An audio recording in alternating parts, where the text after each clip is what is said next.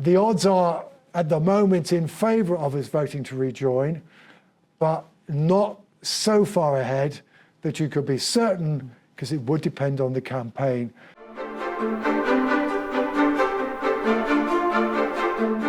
Friday is the 5th anniversary of the UK leaving the EU. Yeah. Do you think we're seeing more of a pullback towards rejoining the EU in polling?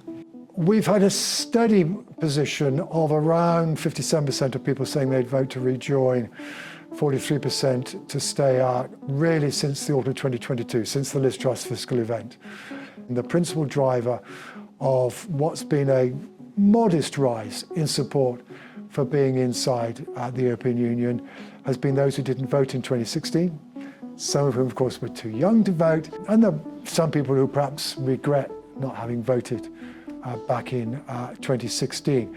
The odds are at the moment in favour of us voting to rejoin, but not so far ahead that you could be certain, because it would depend on the campaign and it would depend on the ability, for example, of those on the stay outside.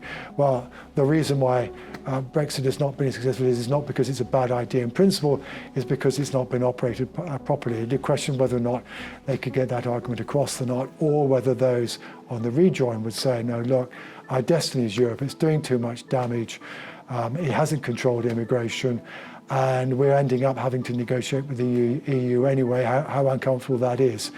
Those are the arguments that would play out. Nobody can be sure what the answer would be, but sure, Brexit's not as popular as it once was.